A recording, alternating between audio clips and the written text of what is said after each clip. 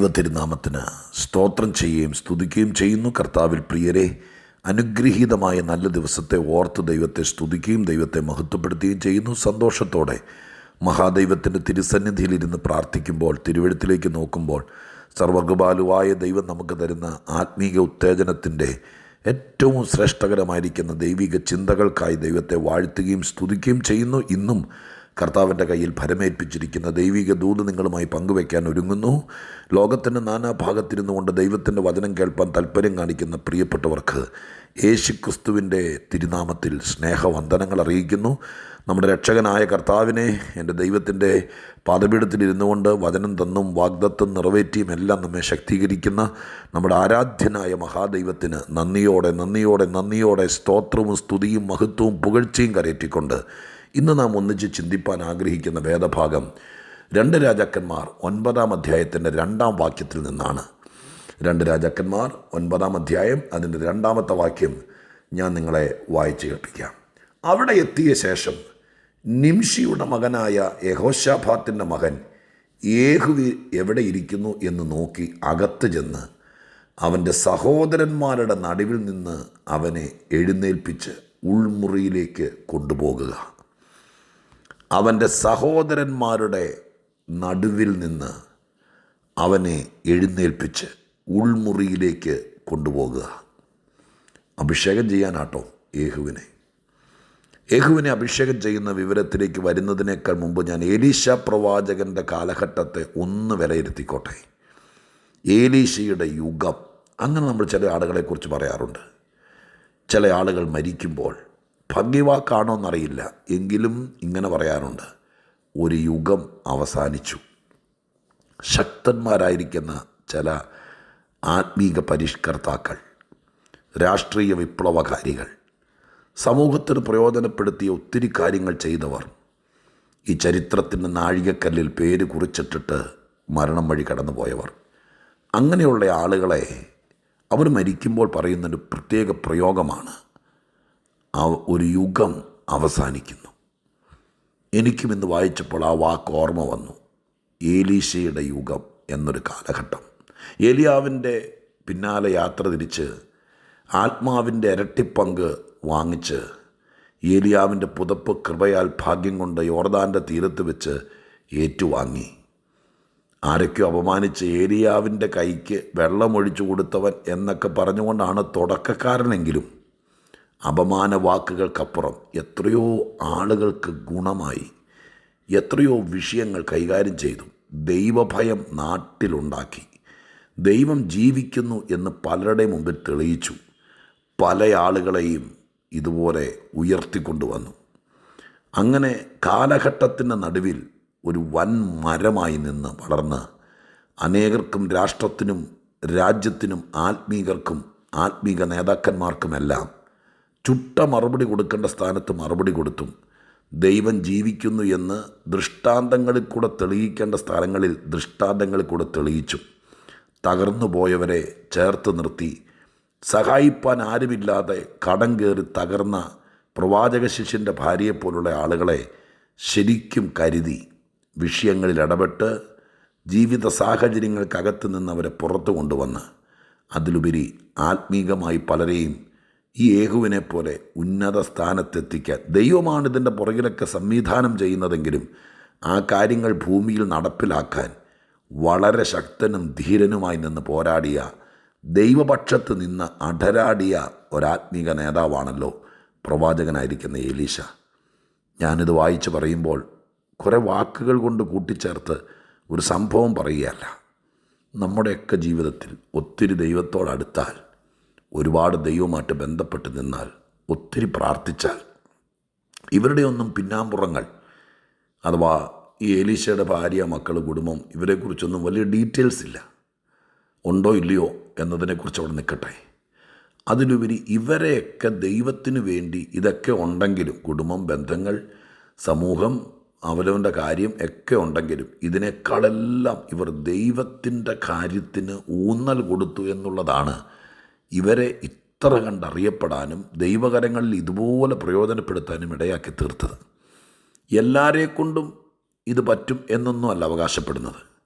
എങ്കിലും വേണ്ടുവോളം സമയം ദൈവസന്നിധിയിൽ ചെലവഴിപ്പാൻ സർവശക്തൻ തന്നെ സാഹചര്യമാക്കിയിരിക്കുന്ന പലരും എന്നെ കേൾക്കുന്നവരിലുണ്ട് എന്നെനിക്കറിയാം. ഒരുപക്ഷെ വിവിധ കാര്യങ്ങൾ കൊണ്ട് ഒറ്റപ്പെട്ടു പോയവരായിരിക്കാം. വിവിധ സ്ഥലങ്ങളിൽ ചെന്ന് ഞാൻ പലപ്പോഴും പറയാറുണ്ട്, ഒരു വീട്ടിൽ 4-5 പേര് ജോലി ചെയ്യുന്ന വീടുകൾ എനിക്കറിയാം. എന്നിട്ടും അവർക്ക് ഇല്ലായ്മയുടെ കഥകളൊക്കെയാണ്. എന്നാൽ വിദ്യാഭ്യാസം ഉണ്ടായിട്ടും ഒരു ജോലി കിട്ടാൻ സാധ്യതയുണ്ടായിട്ടും ദൈവം തമ്പുരാൻ ജോലിക്ക് വിടാതെ വീട്ടിലിരുത്തിയിരിക്കുന്ന ആൾക്കാരുണ്ടെന്നുള്ള കാര്യം ആ ഒരു വീക്ഷണത്തിൽ, ആ ഒരു കണ്ണുകൊണ്ട് ആത്മീക പശ്ചാത്തലത്തിൽ നോക്കുമ്പോൾ നന്നായി മനസ്സിലാക്കാൻ കഴിയുന്ന പലരെയും എൻ്റെ യാത്രകൾ ഞാൻ കണ്ടുമുട്ടിയിട്ടുണ്ട്. അവസരം കിട്ടുമ്പോഴൊക്കെ അവരോട് ഞാൻ പറഞ്ഞിട്ടുണ്ട്, ഒരുപക്ഷെ ഖനമുള്ളൊരു തുക ശമ്പളം മേടിക്കാനുള്ള ജോലിയും എക്സ്പീരിയൻസൊക്കെ കയ്യിലുണ്ടായിട്ടും നിങ്ങളെ ദൈവം വീട്ടിലിരുത്തിയിരിക്കുന്നത് വെറുതെ സമയം പാഴാക്കാനല്ല. ഇതുപോലെ യുഗപരമായ സ്പർശനം ചരിത്രത്തിലുണ്ടാക്കാൻ സർവശക്തനായ ദൈവം ചിലർക്ക് അവസരം കൊടുക്കും. അവരത് മനസ്സിലാക്കി പ്രവർത്തിച്ചാൽ ചരിത്രത്തിൻ്റെ ഭാഗമായി പേരെടുക്കുക എന്നുള്ളതല്ല, ഒരുപാട് പേർക്ക് ഗുണമായി മാറാൻ പറ്റും. നിങ്ങൾ സ്ത്രീയാണോ പുരുഷനാണോ ആരുമാകട്ടെ എന്നെ കേൾക്കുന്നത്, ഞാൻ നിങ്ങളോട് ആദ്യം ചോദിക്കുന്നു, ദൈവം തമ്പുരാൻ വേണ്ടുവോളം സമയം തന്നിട്ടുള്ള ഒരാളാണോ നിങ്ങൾ? എല്ലാവർക്കും അങ്ങനെ ആയിരിക്കുകയില്ല. ജോലി സ്ഥലത്ത് ഹാർഡ് വർക്ക്, വളരെ ദീർഘദൂരം യാത്ര ചെയ്തു പോയി ജോലി ചെയ്യേണ്ട സ്ഥിതി, എന്നും യാത്രാ തിരക്കുകൾ, കുടുംബത്തിൻ്റെ പ്രാരാബ്ദം, ഒരു വീട്ടിലെ മുഴുവൻ കാര്യങ്ങൾ ചെയ്യുമ്പോഴേക്കും 12 മണിയായാലും കുളിക്കാൻ പോലും രാത്രി നേരം കിട്ടാത്തവർ, അങ്ങനെയുള്ളവരുണ്ട്. അവരെ ഇന്ന് മാറ്റി നിർത്തുന്നു. നിങ്ങൾക്ക് ഒരു നേരം വെച്ചാൽ 9 നേരം കഴിക്കാം. ഞാൻ പറയുന്നത് കൊണ്ട് അപമാനമായി കണക്കാക്കരുത്. അതുപോലെ ഒരു കൊച്ചു സാഹചര്യത്തിൽ നിങ്ങളെ ദൈവം ഇരുത്തിയിരിക്കുക. നിങ്ങൾ ഒറ്റപ്പെട്ടു പോയി, ഏകാന്തതയാണ്, ആരുമില്ല എന്നൊക്കെ വിചാരിച്ച് നിങ്ങളെ തന്നെ എണ്ണിപ്പറക്കി നശിപ്പിക്കാതെ, പ്രിയരെ നശിപ്പിക്കാതെ, നിങ്ങൾ ഈ സമയം ആത്മീകത്തിൽ പ്രയോജനപ്പെടുത്ത്. എവിടെ നിന്ന് തുടങ്ങണം? നിങ്ങൾ സമയം വേർതിരിച്ചിരുന്ന് പ്രാർത്ഥിക്ക്. എനിക്ക് പ്രിയമുള്ള അടുപ്പമുള്ള പലരോടും ഞാൻ കൂടെ പറയും, നിങ്ങൾക്ക് ഇഷ്ടം പോലെ സമയമുണ്ട്, പ്രാർത്ഥിക്ക്. ഇതിനേക്കാൾ കൂടുതൽ എങ്ങനെ പ്രാർത്ഥിക്കുന്നത്? പ്രാർത്ഥനയ്ക്കൊരു കണക്ക് വയ്ക്കാതെ, ഒരളവുകോല് വയ്ക്കാതെ പ്രാർത്ഥിക്ക്. പ്രാർത്ഥിക്കുമ്പോൾ ദൈവം നിങ്ങളിൽ പലരെയും യുഗങ്ങൾക്ക് വേണ്ടി മാറ്റിവെക്കും. ചിലരെ നമുക്ക് പൊക്കിക്കൊണ്ടുവരാൻ പറ്റും. അയ്യോ, ഏലീശയെക്കുറിച്ചല്ലായിരുന്നെന്ന് പറയേണ്ടത്. ഞാൻ പറയാൻ വന്ന ഭാഗം പറയട്ടെ. നിങ്ങളുടെ ചിന്തയിൽ ഇത്രയും നേരം പറഞ്ഞത് കിടക്കട്ടെ. സമയം ഉണ്ടാക്കി ദൈവത്തിൻ്റെ സന്നിധിയിലേക്ക് ചെല്ല്. ചിലരെ നമുക്ക് കൈപിടിച്ചുയർത്താം. യേഹുവിനെക്കുറിച്ചാണ്. അദ്ദേഹം സ്പർശിച്ച, തൊട്ട, ഉയർത്തിക്കൊണ്ട് വന്ന, ഇടപെട്ട നൂറുകണക്കിന് വിഷയങ്ങളിൽ ഒരാളാണ് ഈ പറയപ്പെട്ടിരിക്കുന്നത്. യേഹുവിനെ അഭിഷേകം ചെയ്യാൻ ഒരു നിയോഗം എലീശയുടെ മേൽ വരുന്നു. അപ്പോൾ എലീശ തൻ്റെ ശിഷ്യനെ പറഞ്ഞയച്ചിട്ട് പറയുമ്പോൾ പറഞ്ഞൊരു വാക്കാണ് ഇന്ന് ഏറ്റവും പ്രധാനപ്പെട്ട് പറയുന്നത്. അത് ഞാൻ എടുത്തു പറഞ്ഞല്ലോ. ഇപ്രകാരമാണ്: അവൻ്റെ സഹോദരന്മാരുടെ നടുവിൽ നിന്ന് അവനെ എഴുന്നേൽപ്പിക്കുക. സഹോദരന്മാരുടെ നടുവിൽ നിന്ന് എഴുന്നേൽപ്പിച്ചവർ, അതും നമ്മളിലൊക്കെ ഈ കേൾക്കുന്നവർ പലരും കണ്ടേക്കാം. സഹോദരന്മാരെന്ന് പറയുന്നത് നമ്മളെ സംബന്ധിച്ചിടത്തോളം നമ്മുടെ അപ്പൻ്റെ അമ്മയുടെയും വീട്ടിൽ നമ്മൾ ഒറ്റപ്പെട്ട ആകാശത്തു നിന്ന് പൊട്ടി വീണവരൊന്നും അല്ലല്ലോ. നമുക്ക് അപ്പൻ വീട്ടുകാർ, അമ്മ വീട്ടുകാരുണ്ട്, സഹോദരങ്ങൾ, പ്രിയപ്പെട്ടവരൊക്കെ ഉണ്ട്. അവരുടെ നടുവിൽ നിന്നും ചിലർ പറയില്ലേ, ഞങ്ങളുടെ അപ്പൻ്റെ അമ്മയുടെയും വീട്ടിൽ നിന്ന് ഞങ്ങൾ മാത്രമേ വിശ്വാസത്തിലുള്ളൂ. അങ്ങ് ഭാഗ്യവാനാ ബ്രദറെ, ഭാഗ്യവാനാ.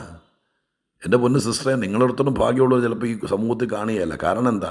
സഹോദരന്മാരുടെ ഇടയിൽ നിന്ന് നിങ്ങളെ മാത്രമല്ലേ ദൈവത്തിന് എഴുന്നേൽപ്പിക്കാൻ തോന്നിയുള്ളൂ.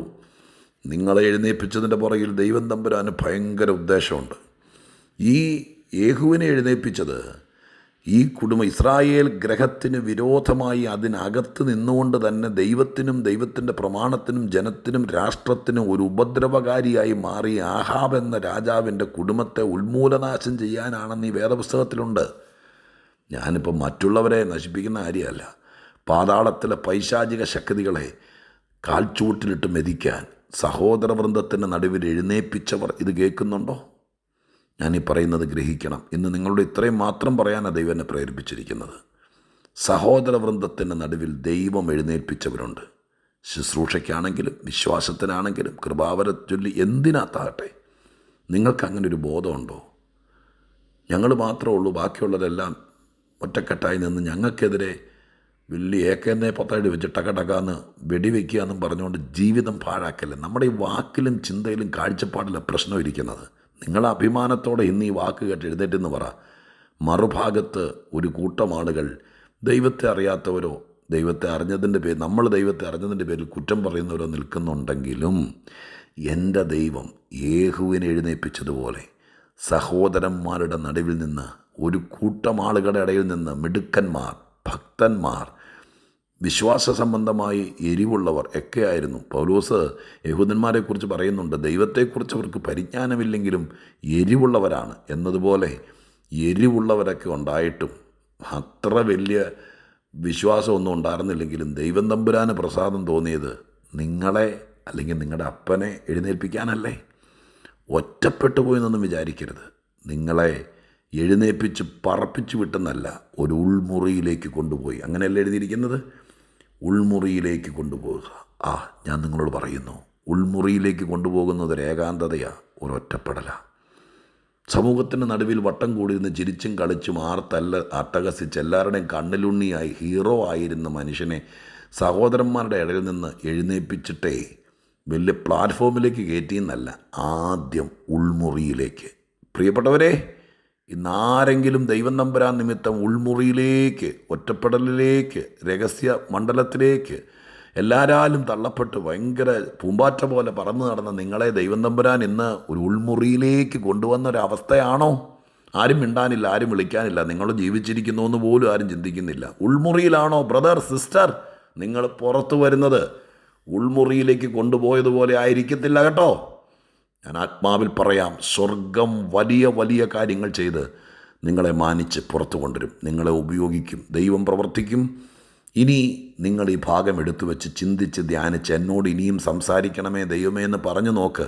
ഞാൻ പറഞ്ഞതിനപ്പുറം നിങ്ങളോട് ദൈവം സംസാരിക്കട്ടെ എന്നുള്ള പ്രാർത്ഥനയോടെ ഞാൻ ഈ ചിന്തകൾ നിങ്ങൾക്ക് സമ്മാനിക്കുന്നു. നിങ്ങൾക്കായി പ്രാർത്ഥിക്കാം. പരിശുദ്ധ ദൈവമേ, ഞങ്ങളുടെ സ്വർഗീയ പിതാവേ, ഈ പറഞ്ഞ വാക്കുപോലെ എല്ലാവരുടെയും നടുവിൽ, എല്ലാ കാര്യത്തിലും എല്ലാവരും മിണ്ടിയും പറഞ്ഞും വിളിച്ചും പറഞ്ഞും ഒറ്റക്കെട്ടായി ഒന്നിച്ചു നിന്ന് കൂട്ടും കൂടി ഉല്ലസിച്ചിരുന്നവരുടെ നടുവിൽ നിന്ന് അപ്രതീക്ഷിതമായി കൂട്ടുകാരുടെയും സഹോദരന്മാരുടെയും നടുവിൽ നിന്ന് എഴുന്നേൽപ്പിച്ച് ഉൾമുറിയിലേക്ക് കൊണ്ടുപോയി ഇന്നൊരു തരം ഒറ്റപ്പെടലിൻ്റെ അനുഭവത്തിലൂടെ കടന്നു പോകുന്ന ആരെങ്കിലും എന്നെ കേൾക്കുന്നുണ്ടെങ്കിൽ, അപ്പാ ഞാൻ ഈ ദൂത് അവർക്ക് കൊടുക്കുക. അവരിത് ബോധം വരട്ടെ, അവരെഴുന്നേക്കട്ടെ, അവരൊരു യുഗത്തിൻ്റെ ആളുകളായി മാറട്ടെ. ഞാനീ പറഞ്ഞ വാക്കുകൾ അവർക്ക് അനുഗ്രഹമാകട്ടെ. ഈ കേൾക്കുന്നവർ ചിലർ ഏലീശമാരുണ്ടാകട്ടെ, ചിലർ യേഹുമാരുണ്ടാകട്ടെ. അതിന് വില കൊടുക്കാൻ അവർക്ക് മനസ്സുണ്ടാകട്ടെ. അവരുടെ സമയം വെറുതെ പാഴാക്കി കളയാതിരിക്കട്ടെ. അപ്പ ധൈര്യപ്പെടുത്തണം, യേശുവിൻ്റെ നാമത്തിൽ തന്നെ. ആമേൻ.